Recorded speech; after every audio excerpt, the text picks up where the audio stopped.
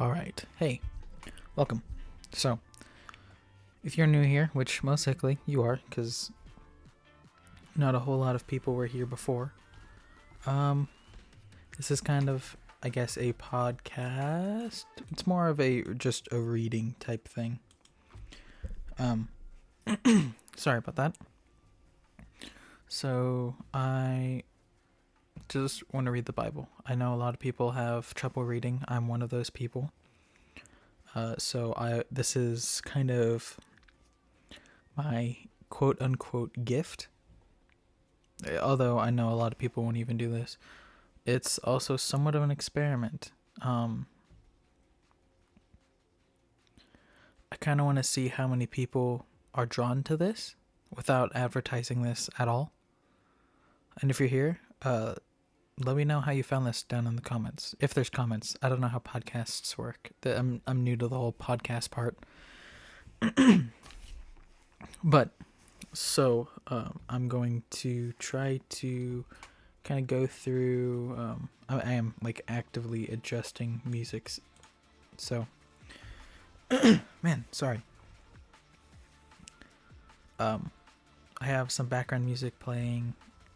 I will try and put any descriptions I can in the description, if there even is a description. I don't even know how, again, new to it. But we're going to be starting off in Genesis. I believe there's like 52 chapters in Genesis.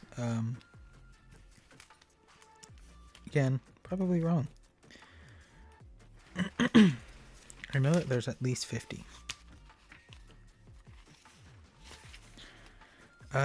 Let's see. There is 50. There's not 50, whatever I said. It's just 50. So, let's just jump right in with a couple of little pieces of information. So, first off, I'm reading the New King James Version. It is a student leadership Bible. Basically, what's different from mine from a lot of people's is mine has a lot more information in it. For example, mine kind of gives the author. So for Genesis, it says the author of Genesis is not named, but Moses is the traditionally accepted author since Pentateuch is referred to as the book of the law of Moses. And the New Testament attributes authorship to Moses. And then it gives like specific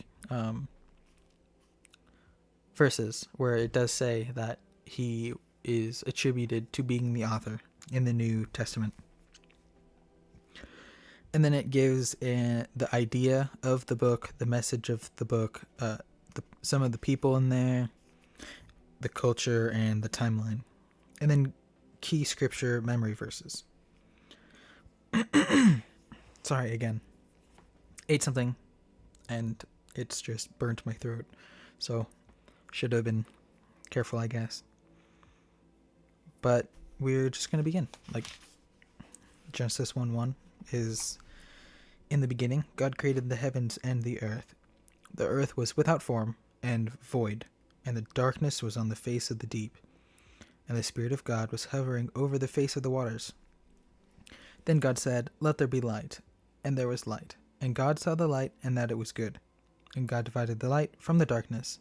God called the light day, and the darkness he called night. So evening and the morning were the first day. Basically, what's it saying is on the first day, God created the heavens and the earth. They were separate, are separate, I should say. And the earth was without form. Well, I know a lot of people kind of struggle with imagining that, but you kind of have to think of it as, I guess, an abstract noun type of deal. So, like love, you can't see love, you know it is, and there's nothing that you can actually put to love to give it a physical shape. So then it says that darkness was on the face of the deep. I mean, you can draw some conclusions, but what I believe that means is that in the darkness, whatever it is, like just in the shapeless, non-existent earth, there was just darkness. And then he said, "Let there be light," creating light itself. So, man, I just wish that water helped, but it doesn't, unfortunately. Anyways, so he just created light. Like, there's nothing really else to say. There wasn't light before. There was no darkness. There was no light. So, there just wasn't. Not wasn't anything in particular. There just wasn't. There's nothing to finish that sentence. That is the end of the sentence. So, anyways, it says that he created the light and said, let's see. And God saw the light and that it was good. And God divided the light from the darkness, and God called the light day, and the darkness he called night. So that he just started, basically from that point he created time. So at this point, there's no like way to fact check this, but I want to say at this point, light is just exists. Like, there's no source of light, there just is. Kind of like there's really no source of air, I guess. I mean, you can say, oh yeah, trees. There's my phone. I forgot to turn it off. Let me. Shh. I don't know. There's do not disturb. Okay. Should be good now.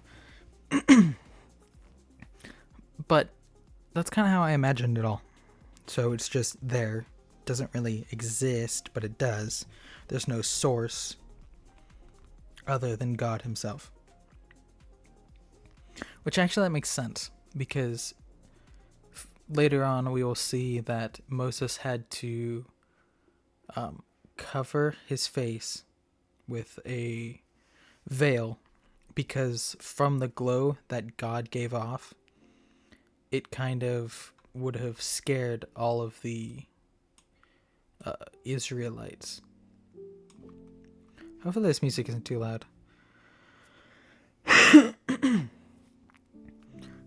So he had to cover his face because the light was so bright that it turned his skin completely pale. So I guess that's how that kind of went. And then verse 6.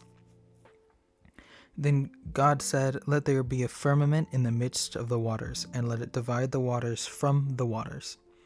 Thus God made a firmament, and divided waters which were under the firmament, and from the waters which were above the firmament.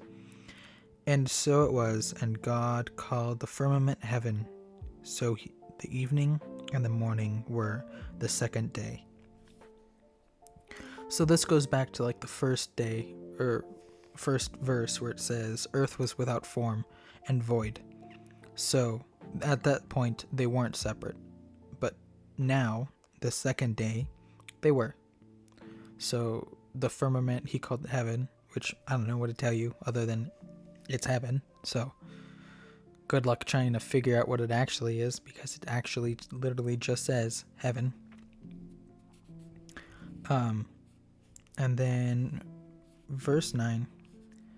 Then God said, "Let the waters under the heavens be gathered together in one place, and let the dry land appear."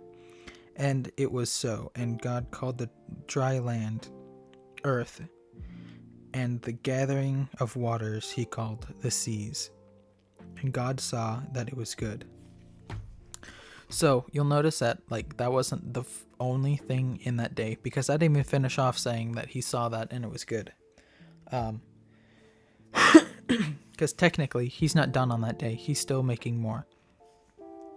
But at this point, he created a form for the earth. So before, the earth just was like an idea, I guess God had. And it's like, yeah, this sounds pretty cool. I'm going to make that.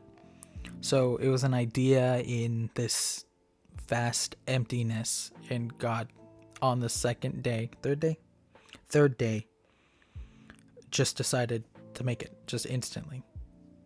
Well, I say instantly, but really there's really no accountability for how the time actually works in Genesis, because it could be saying God's day, which you would have to do the math, and it's like one of our years is a blink of an eye for God.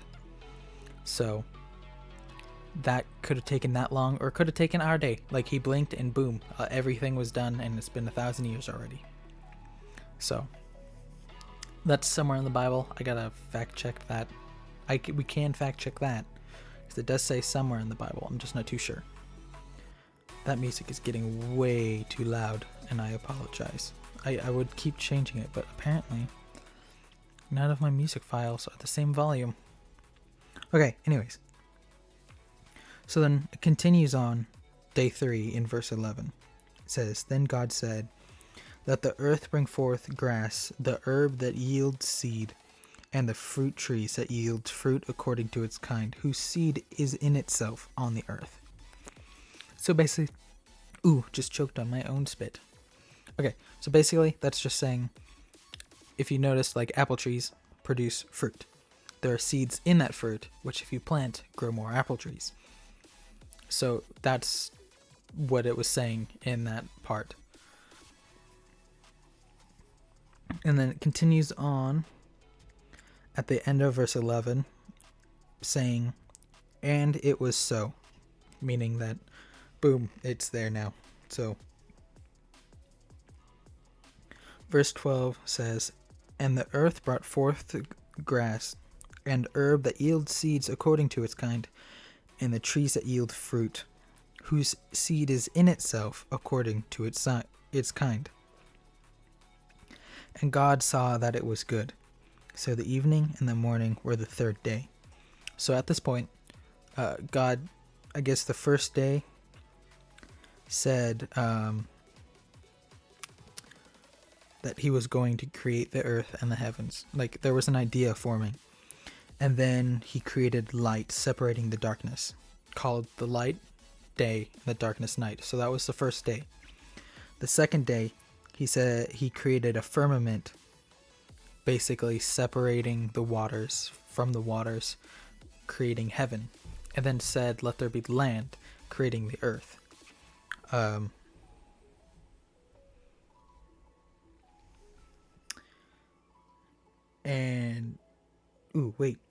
am sorry. I am way mixed up. Okay, so the second day, God made heaven. And then the third day, God made earth and plants. Which I have a quote-unquote theory that a lot of the plants that we have today were actually because of the fall of man. Because it makes sense that if the Garden of Eden was a perfect place, with it says somewhere in here, it says every kind of plant, that somewhere during the fall of man, God or something, like, I don't know, Lucifer, I guess he created some stuff, maybe, or he wanted to and wasn't allowed to, and then created stuff. I don't remember what happens. But thorns should not have been in the Garden of Eden. Because why would there be? That would make it an unperfect place. Mushrooms, they could be in there, but then again, they are a parasite type fungi who feed off of the trees. There was no rain, so there was not going to be any storms or anything. There was no like fire, no nothing. It just was a mist, fine mist, that gave the earth enough water to water all of the trees. That's it. Anyways, back to reading. So, verse 14 says, "Then God said, let there be lights in the firmament of heaven to divide the day from the night, and let them be for signs and seasons." I lost my track. Okay. So let them be for signs and seasons, and for days and years. And let them be lights in the firmament of heaven to give light unto the earth. And it was so. Then God made two great lights, the greater light to rule the day, and the lesser to rule the night. He made the stars also. God said, "Let them in the firmament of heaven out of the heavens to give light unto the earth, and to rule over the day and over the night, and to divide the light from the darkness." And God saw that it was good. So the evening and morning were the fourth day. So on the fourth day, he created the sun. And reading this, I don't believe that it was the moon. It says he created the stars also. I mean, it does make sense that if he made the moon, and that's why we have moonlight. But then again, it says he created a lesser light to rule the night. But the moon doesn't produce the light. So maybe there's some kind of miscommunication somewhere down the line, like probably with me. But it does say that he makes the stars, with the stars give off light. The sun obviously gives off light, because without it, we wouldn't have light. We would be frozen, ice age type thing. And we won't be able to move or do anything because we've been frozen to death. Anyways. So he created the sun, possibly the moon. I'm not like 100% sold on that. But I mean, it does make sense. And then he also made the stars. It says that he made it in the firmament of the heavens. So there could be some sort of miscommunication there, or it literally just means space. Because to me, heaven and space are different things, but then you can like read between lines, and like there's a whole bunch of things that people say that mean like, oh yeah, it's in here, but it's actually somewhere else, but you mean the same thing. It's there's a whole lot of things. Like, I mean, I gotta do more research to give like definitive answers, but that's as far as I've gotten right now. And then verse 20. Then God said, "Let the waters abound with abundance of living creatures. Let the birds fly above the earth across the face of the firmament of heavens." So, at this point, the firmament of heavens kind of makes me think of just the sky. Like, I don't know, the sky. Like, that's all I can think of. Verse 21. So God created great sea creatures and every living thing that moves, with which the waters abounded, according to their kind, and every winged bird according to its kind. And God saw that it was good. And God blessed him, saying, "Be fruitful and multiply, and fill the waters and the seas, and let the birds on the earth. Let the birds multiply on the earth." So basically, he made sea creatures and birds. Like, there's not really any conclusions to draw there to something else. That's what happened. Verse 23, I guess. And then he said, "So the evening and the morning were the fifth day." So it kind of makes me think, like, so far it's been the evening and the morning, which I don't know if it means like the day begins halfway through, because it's the evening to the morning. Unless it means like the morning, it's kind of like once it reaches morning, it's the next day type of thing. Verse 24 says, Then God said, "Let the earth bring forth living creatures according to its kind, cattle and creeping things and beasts of all the earth, each according to its kind." And it was so. And God made the beast of earth according to its kind, cattle according to its kind, and everything that creeps on the earth according to its kind. And God saw it was good. So far, It's not the end of the day, but so far he's made beasts, which to me just makes me think of like lions, tigers, bears, that type of thing, and dinosaurs apparently. Which later on, it might not be in this translation, but there is a translation where what does it say? It's behemoths or something similar to that, where it's referring to the dinosaurs. A lot of translations have kind of just got rid of it all, and I don't know why. Like, some of the stuff is important because you can draw conclusions on some problems that we have today with understanding like history and stuff. Anyways, verse 26, then God said, let us make man in our image according to our likeness. Notice how it says like plural, meaning there's more than just God there. It is God, and so the best way for me to think of God as different, to like the whole 3-in-1 type deal. It's 1 times 1 times 1, not 1 plus 1 plus 1 equals 3 gods. No, it's 1 times 1 times 1. It's not schizophrenia. It's more of water. Think of water. Water has 3 forms: water vapor, ice, and water. So you have the liquid, the solid, and the gas, but they are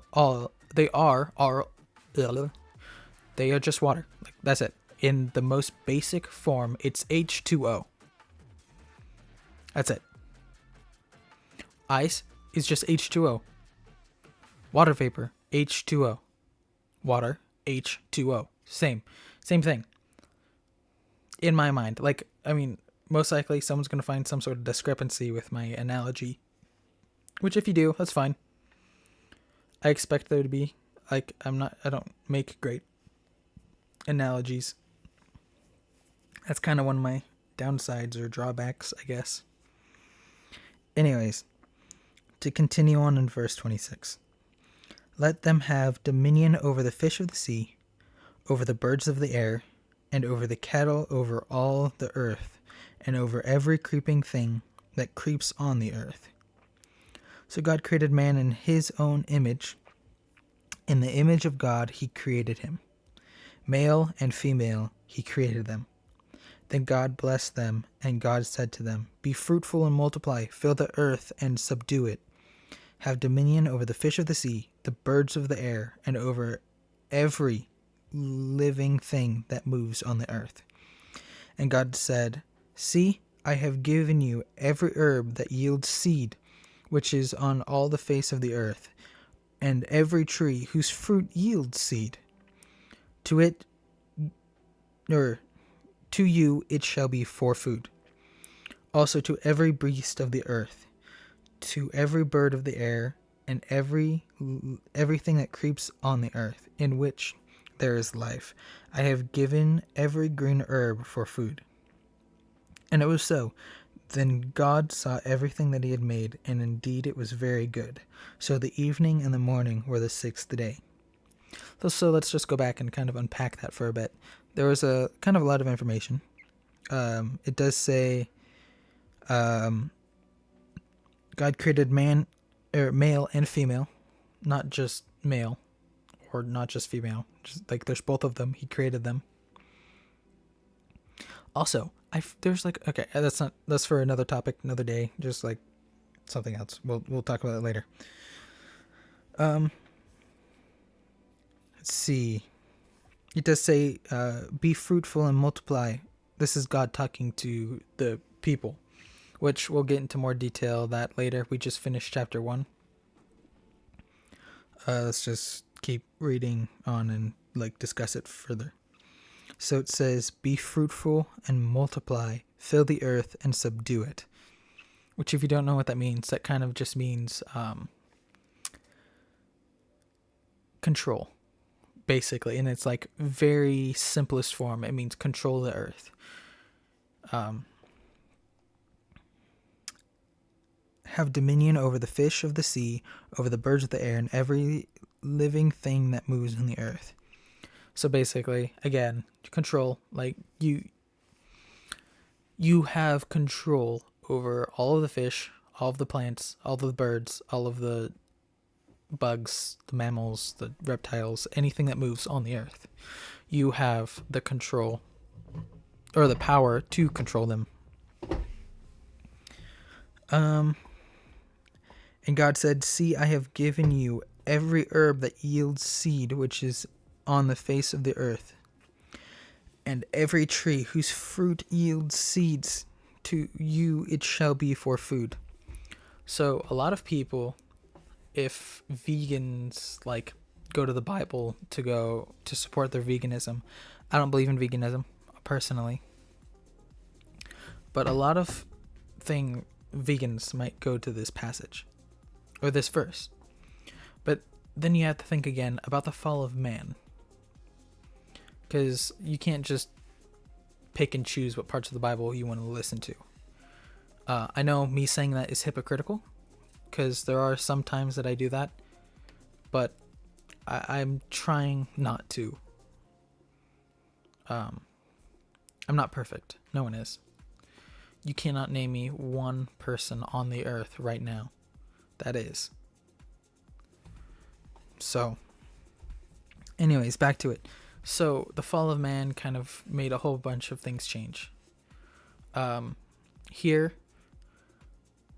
everything ate plants. There was no meat eaters. There was nothing that ate meat. Meat wasn't even a food option. But then the fall of man happened and everything went wild. There became predators. There became prey. Which most of the time you can tell what is prey and what is a predator by their offspring. Elephants are not prey. They give like give birth to 1 to 2 baby elephants. Well, the baby elephants most likely will be preyed on because of their stature, their size, they're small. You don't just see a lion just walk up to a full elephant and try and hunt it. Full-grown elephant, that's what I mean.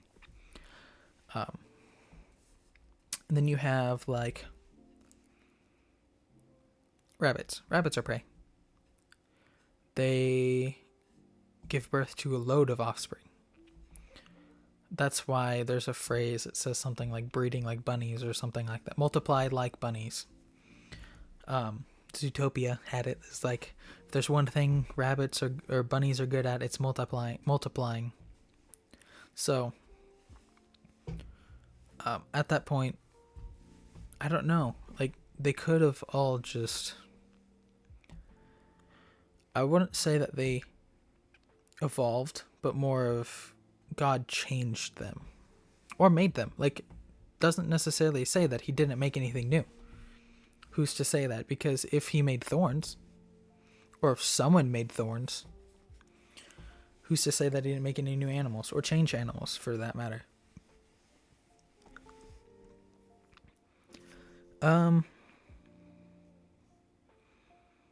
To further kind of prove my point that everything ate plants, it does say, "Also to every beast of the earth, to every bird of the sea, and everything that creeps of the earth, in which there is life, I have given every green herb for food." Further, like, proves my point that at that point, there was no meat eaters. Nothing ate meat. Meat was not a food option. So I do believe that will be it. There's a couple more things that I kind of want to read. So I should probably read this first before actually reading it, but I'm going to read it, tell you what I think about it, kind of go into further detail if needed. So with my Bible, there's a lot of things that say. There's like a lot of extra things that aren't verses of the Bible. So, for example, this one says, "Through the grid, Thinking Christianity, 10 foundational beliefs of a Christian worldview. It says belief 3, creation, which honestly, if I go back, I don't even know where the rest of, like, whatever the first or second thing is. I have no idea where that is. But, like, belief 2 or 1. I have no idea where they are. But it says, the earth and all that exists was created by God alone through the power of his word. All of creation testifies to his splendor and glory, and God oversees all that he has made. He governs the universe and all creation with holiness and wisdom, and God's creation was initially created as good and to achieve moral ends.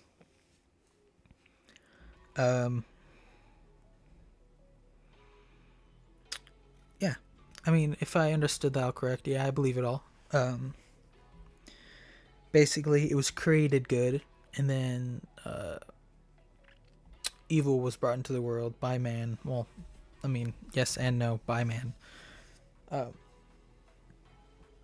Basically, they had free will and then bred evil because they went against, like, whatever God said, which was, like, don't eat of the fruit of knowledge of good and evil. But we're not to that part of the story yet, and we won't be for a bit. So then it goes on. There's another one that says belief 4, human beings. It says all of humanity is created in the very image of God. Because we are created in God's image, we are set apart from the rest of the creations, as nothing else in all of creation mirrors the likeness or image of God. However, we are born in this world sinful, and our inclinations are initially bent away from God. Human beings are sinners by nature and by choice. So then it gives, like, some things where, like, Bible verses where it kind of proves that point. And let me just read them off to you. So it's some of the ones for the passage or part that I just read is Genesis 1:26 through 31, Genesis 3:1 through 19, Psalms 51:5, Psalms 139:13 through 16, Romans 3:9 through 20, and James 3:9. So we will get to those eventually, not for a while, but eventually we will get to it. I won't really remember, but if you want, you can look this up on your own time and yeah, kind of like piece together what it's actually trying to point out, like what specific parts was it using of the Bible. I mean, I just told you, but regardless. Anyways, thank you for listening, I guess. There's not really anything to watch. I'm used to saying watching. But regardless, thanks for listening. I don't know how often I will be able to do this. I will try to do this whenever I kind of muster up the courage to do so. Because, I don't know, like, these probably aren't going to go all too well. Especially not nowadays.